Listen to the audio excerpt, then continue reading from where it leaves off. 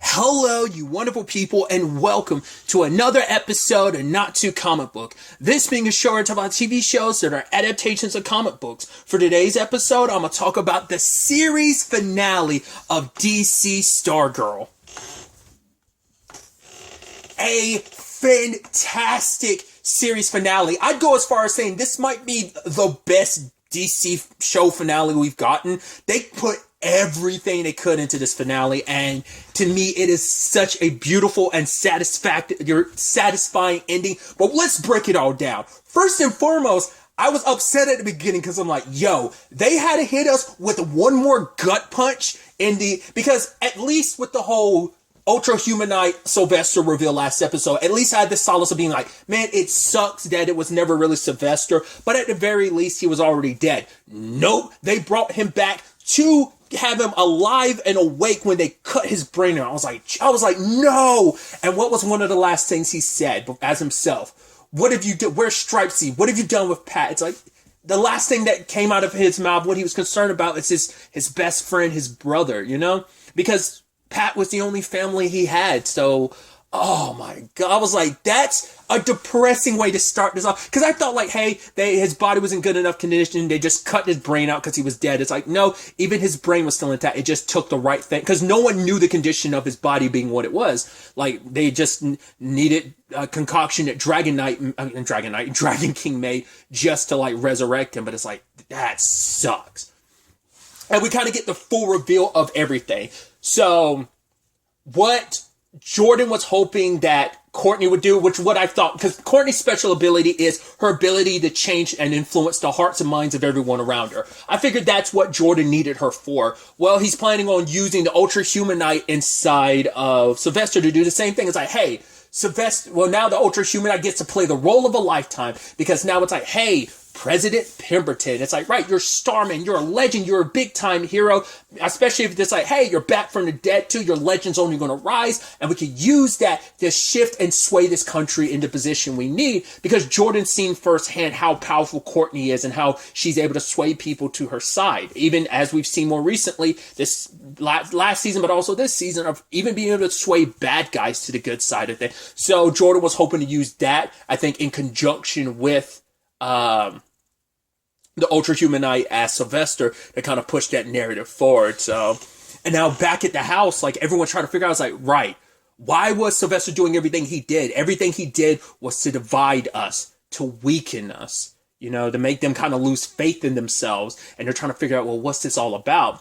Now, the big question too, like Jordan's up there like with his machinations, and he's telling Cameron like, yeah, sadly, Pat's dead. This could be an opportunity for us to join together. And I was like, what is he?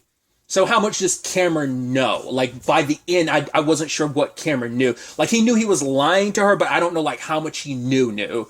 But it seems like, because even Sophus, his grandfather, was like, wait, we need to stop lying to him. But the grandmother was like, shut up. This needs to happen. Her and her friends, because the whole point was like, I guess the whole point was to lead them into believing like, hey, we're going to be working together, maybe up until the point that they're able to wipe them out. Or maybe it was legitimately, hey, I'm going to try and get you on our side with all this subterfuge.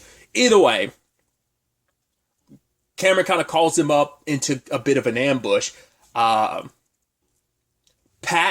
dug himself out of that grave, and you're like, oh boy, here we go. And it's they find out, he shows up in stripes, and him and quote unquote Starman duke it out. Yo, him getting used to sap in sick ways, that's amazing. Like the fist coming, and obviously like he spins the staff to kind of create like it almost looks like a Doctor Strange shield. And then at one point he threw a car at him. He spun the freaking Cosmo like a spinning blade and cut the car. I was like, that man, if you weren't a villain, I mean, even as a villain, that's still sick. Dude, like I said, they put everything into this. And it's like, oh my God, this is so sick, dude.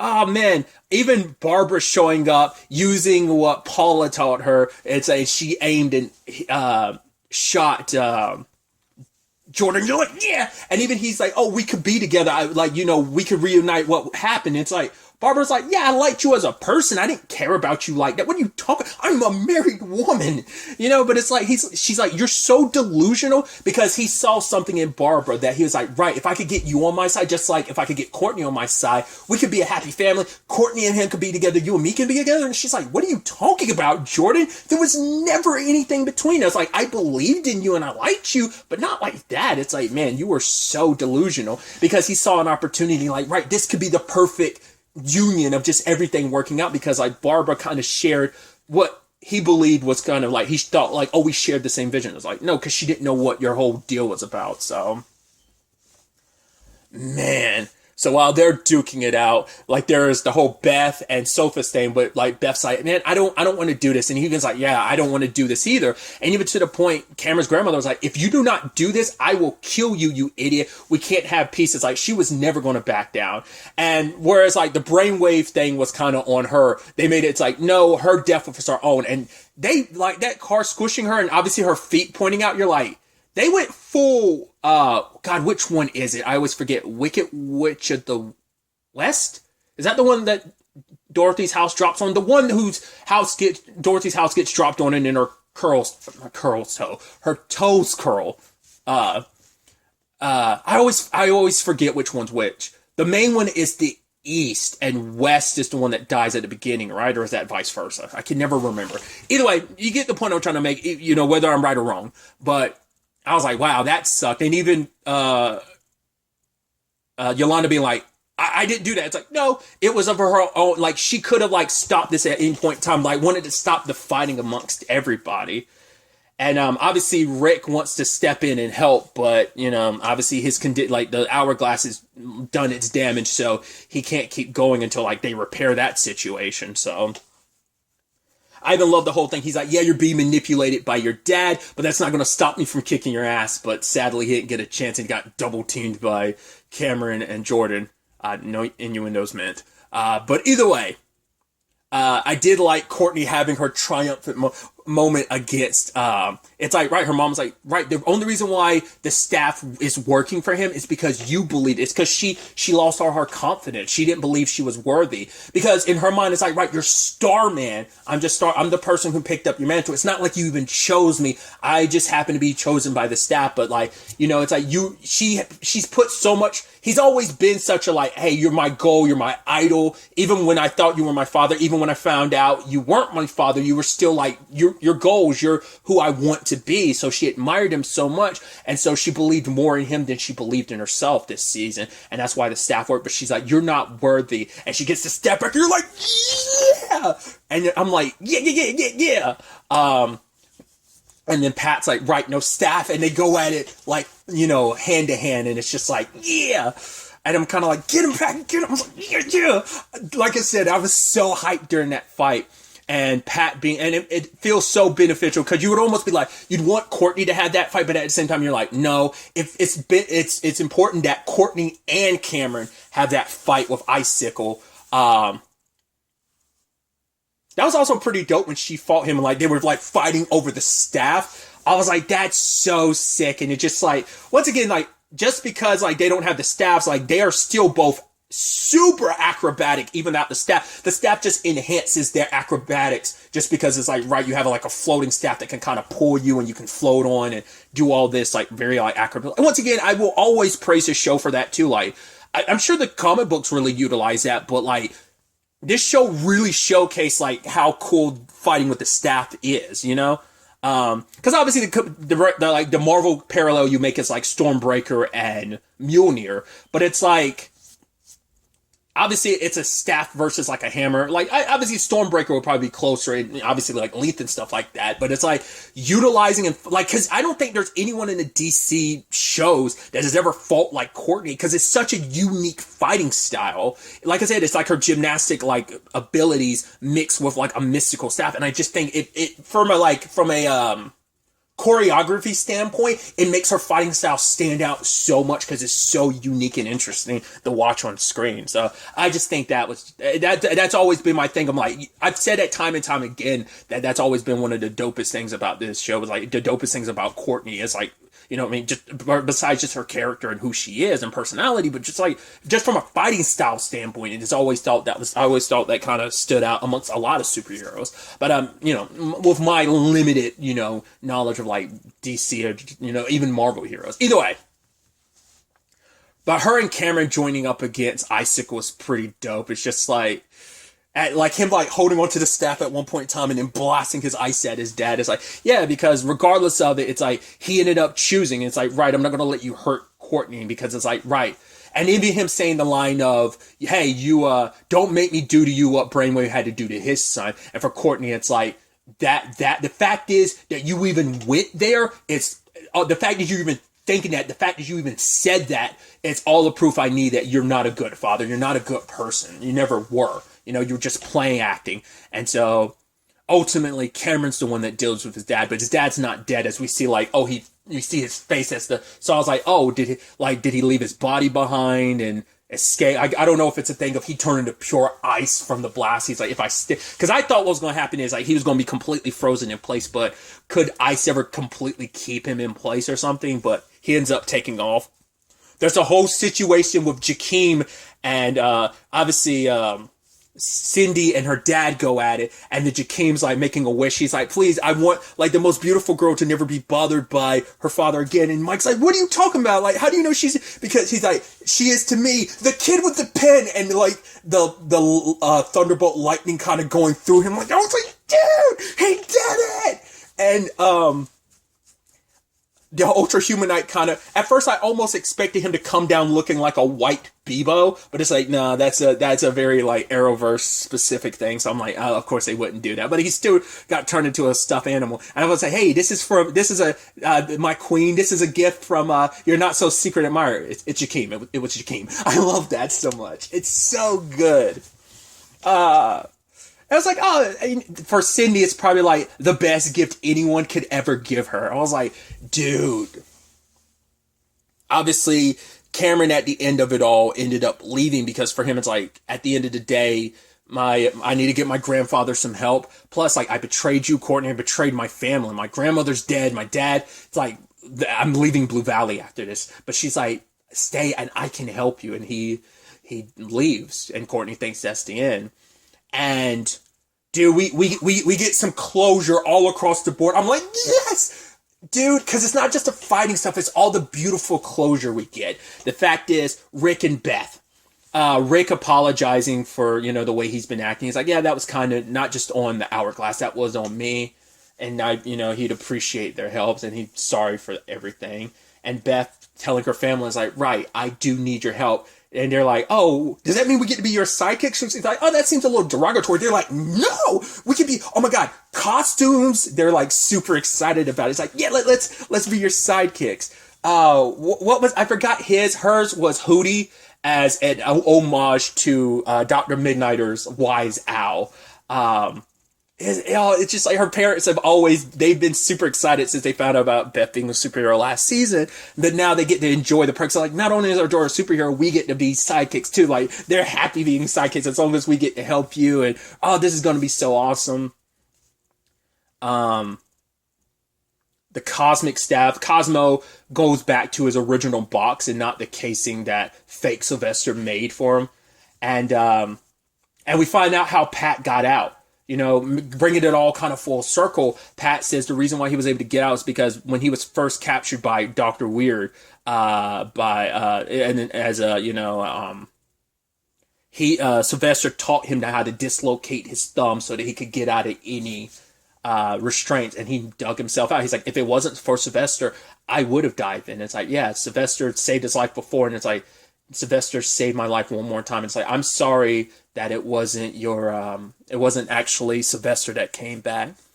And, you know, she's like, right, when he said all those terrible things to you, and Pat's like, I heard everything you said to him. And he's like, thank you. I'm like, yeah! I'm like, I love that. It's like, yeah. And then you had the moment between Mike, Barbara, and Pat. Mike got to sit down with his mom. Now, because because she was kind of, once again, Pat had said, like, right, because he kept saying no over and over again, eventually Mike stopped asking. And he even asked Pat asked him, like, do you want to see your mom? And he said, yeah. And he was like, yeah, it was kind of nice seeing her. And you could tell Barbara was kind of like, I think, worried and scared. But it's also like, him saying at the end, thanks, Mom. You're like, oh! And she's like, okay. They're like, we will always love you. And he's like, I love you too. I'm like, oh, the feels, homie. Then you also had Courtney going to visit Becky. And it's just like, oh, dear. I was like, because the moment she was at the house, I'm like, whose house is this? And it's like, you're Becky. I was like, oh, the gambler's daughter. It's been so long now. I completely forgot about that. I was like, oh my God. I was like, that's so heartbreaking. I was like, oh. But it's like, right, your dad wanted you to know he never abandoned you, that he loved you. And Courtney being able to give that to her obviously meant the world to her. Obviously seeing everyone brought together. Rick is there with Beth and her parents. And I guess like they are gonna kind of be that. I mean, everyone, Pat, Barbara, even Beth's parents are all kind of like that pseudo family for Rick. I mean, his friends are his family, so it's like, right, sitting around the dinner table, and it made Yolanda go, you know what, I want to make things right with my family. So she's like, Mom, you're right, I did lie to you, but seeing how the truth brought my friend closer to her parents, like I want to do the same. So, and it's just like looking at just like all who are around the table and stuff like that.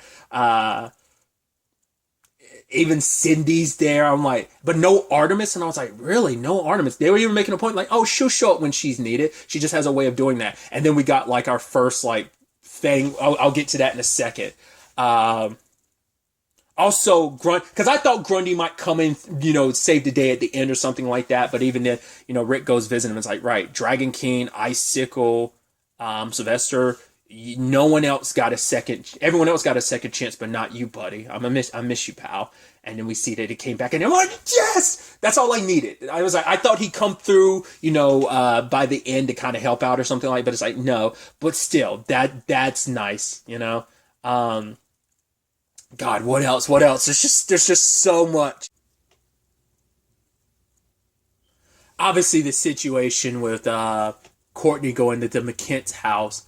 And luckily, Cameron didn't leave. He's like, right, do you really think you can help me? And they hug. I'm like, okay, good. Because I was like, that actually would be sad because he shouldn't have to go through all that alone. Yes, he has his grandfather, but it's like, you need a support system after something like that, I was like, damn. I was like, that's rough for things to kind of, be like that, But at the very least, Courtney's able to be there for him in that regard. So it just, all around, you're just kind of like, man, just everything. Like, hey, they have to close up every storyline, but I always think that's so interesting when you're watching an episode. Like, I'm not spoiling anything, but Orphan Black had a similar thing where it's like, most of the stuff has been resolved and we still got like half the episode left. It was pretty much at that point I was like, right, they got a lot of loose ends to end up tying up. I forgot, the other thing I was thinking about, talking about was the Sylvester situation. His body's still in good condition, but because of the blow to his head, which Pat gave him with the rock, and you're like, okay, good.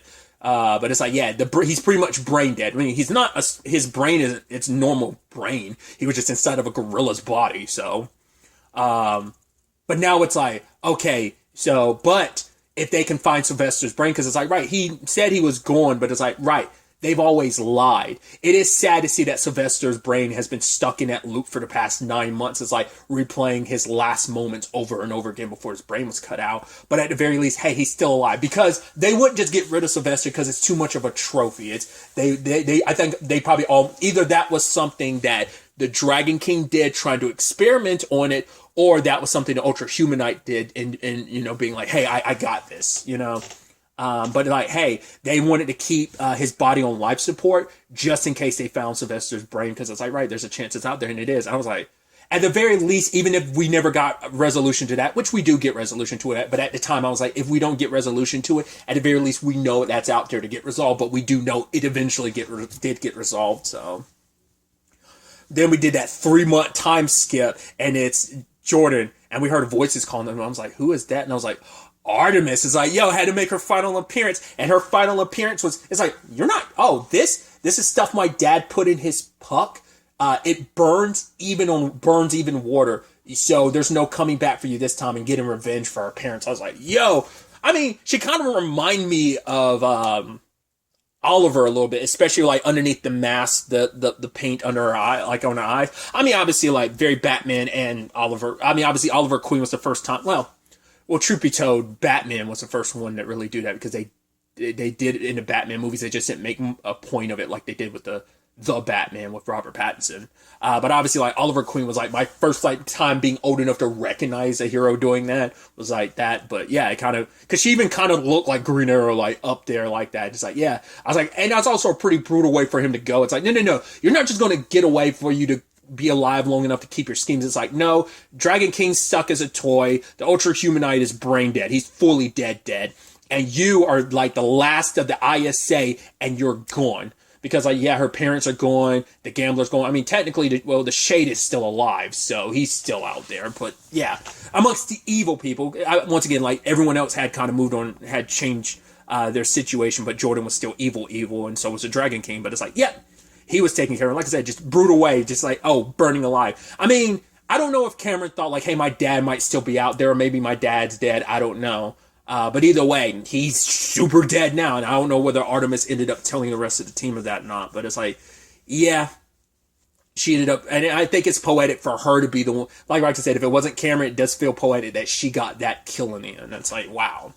So, I was like, well, we still got a few minutes, where are we going? 10 years later, I was like, whoa, are we going to see older versions of the character? But it's like, no, here's the Shade being like, hey, welcome to the museum, we find out about the roster, it's like, hey, Star Woman, Wildcat, Stripe 2.0, Dragon Queen. I was like, so she's on board. Artemis, Jade and Obsidian. I can only assume that's Jenny and her brother.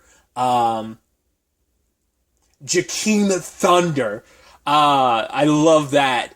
Obviously, Our Man, Wildcat, Dr. Midnight, and he's like, oh yeah, like her nuptials are around the corner, and I'm like officiated by one truly. Because when I initially heard that, I was like, wait, is that supposed to imply like her and Rick got together, or is that probably not? Like, I think listening to it a second time, I was like, I think it's just implying she's getting married or got married. So it's like, okay, which is nice. Hey.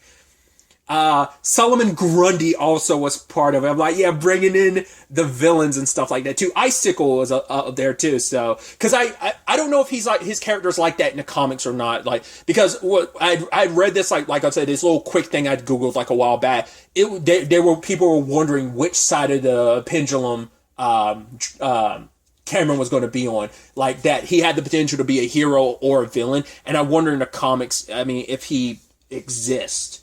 If he exists in the comics, like, is that why? Because, like, maybe he's been a hero and a villain in the comics, or maybe he's just been a villain in the comics and they were just curious whether the show was going to lean him more hero, which seems like they did eventually lean him more hero, so.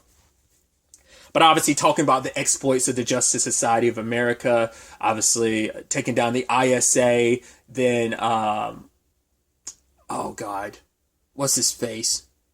From last season, Eclipso, and then saving, Sylvester and stopping the Ultra Humanite from ruining it, and even like rescuing the what would they name the Seven? It was the Seven that I think Sylvester and Pat used to be part of, is like rescuing him from like the Nebula Man, which I'm wondering, like, the fact that they specifically dropped that makes me go like, that must have been the next villain for season 4 if the show had gotten one. So that's probably either planting that seed, like, yeah, that would have been the next adventure they would have went on. Just the fact is they could have named it, like, the fact is they named that one specifically makes me feel like they could have kept it like vague of like, many other adventures and stopped it after that. But the fact is they named one more big adventure. Either that might not necessarily have been season 4, but maybe it would have eventually built up to the end all be all ultimate antagonist would have been the Nebula Man or something like that. I don't know. Either way, and obviously the conversation, and obviously it's very symbolic and it's very beautiful that, hey, even though like there's always going to be evil out there trying to rise up, but there's always going to be a new generation of heroes to face it. Kind of being like, yes, and even saying at the end, never the end, especially when Jay shows up and it's like, oh boy, here we go. So this has to be like, I guess this is supposed to, at least this is how I'm registering it. I'm assuming this is kind of making this kind of like implying, because I'm assuming this is supposed to imply that this is Earth Prime Jay Garrick, not the one from well, because he knows this, because the Jay Garrick from The Flash, played by John Wesley Shipp, also popped up in this as The Flash as Jay Garrick, but obviously the Jay Garrick we got to know was from Earth 3, but now he's from Earth Prime because of Crisis. So I am curious if, with all of that, could it be that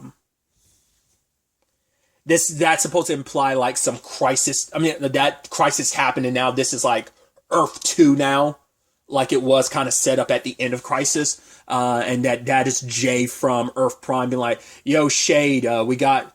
Well, because no one's supposed to remember what the original Earths were like and stuff like that. So that might just be a timey-wimey thing of Jay actually still being alive. Maybe he's stuck in the Speed Force or something like that. But it's like, no, he knows. I don't know. Maybe there's multiple ways. Why am I getting so caught up in the details? Either way, I love that he just ran through the... I was like, oh, is this a bad guy? It's like Jay being like, no, we got to do this. And I heard that you're kind of one of the good guys now because of Courtney. So the fight's, ready for the next fight. He's like, oh, when is it ever over? And then ending with never the end. Because it's like, yeah, this may be this pseudo end, but their stories continue. Our heroes continued, even if we don't get the. And to me, I always love those type of endings where it's like it's definitive, but also like, yeah, there's still so much room open to be like, yeah, there's always more stories to tell in this universe. This story, yeah, that it is never an ending, just a new beginning.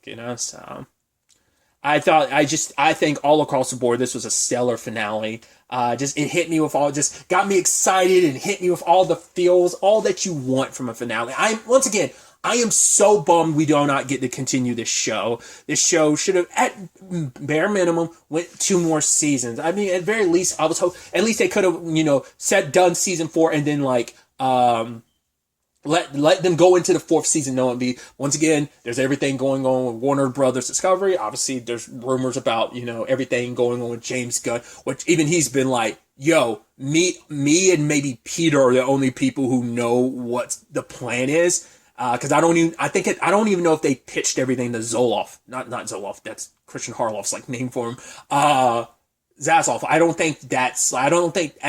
don't know if they've pitched their 10-year plan to him yet. So that's a whole thing. But rumors about the way direction DC's been going, but also once again, there's the whole CW not being what the CW has been up to this point and stuff like that. Regardless, I am so bummed we don't get another season, but honestly, them having the heads up to be able to give us this ending was beautiful. I'm glad that they were given this opportunity because not a lot of shows are. That's why I'm also because that's why I feel like this might be one of the best finales just because of everything that went into it. But I mean, I don't want to compare and contrast because I loved Arrow's finale. I loved Supergirl's finale. Because the thing is, Black Lightning was in this weird situation where a lot was resolved, but so much was still left open where it's how much did they get to change before? That was kind of my big thing of I don't know how much was changed. I guess it's kind of an interesting parallel because there was everything with Jennifer. Then we got the reveal about her circumstances, and that very similar to the whole situation with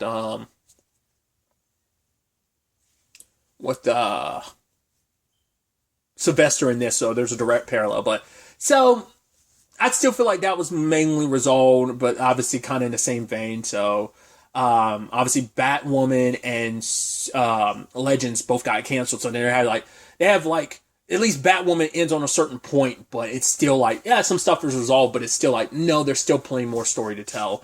And The Flash is going into its final season, knowing it's the final season, so that kind of sets it up a little differently too, where it's it will much like Arrow have a proper ending because they're going and Stargirl being and Supergirl because it's hey, we get to go into this knowing it's our final season, even if they had to scrap everything for Supergirl to change things because they went into it knowing it's their final season. Either way, regardless, that's the larger conversation. But like I said, being able to get this finale, being able to get what we got, this conclusion, I'm glad we were able to get this at the very least, and it wasn't just kind of some cliffhanger thing we were never going to get a resolution to. So.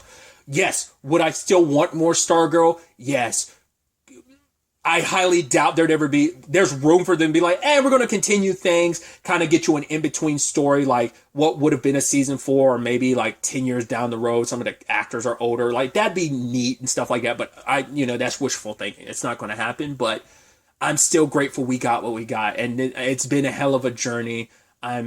I'm so happy to have taken this journey with these characters and gotten to know them and love them.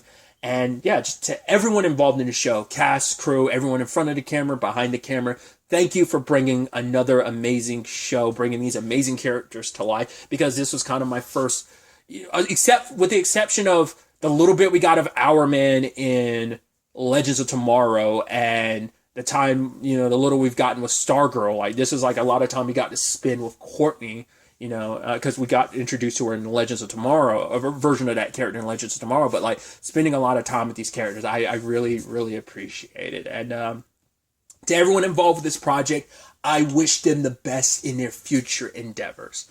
But like always, gotta end this before I, because like when we start winding down is when it starts hitting me. Once again, it's not until I start uploading that's where it really hits me that this is the end. But once again, never the end. So, but really, that's all I want to talk about. So the next time we meet, be happy, be safe, live life to the fullest, and enjoy it. Good day and goodbye.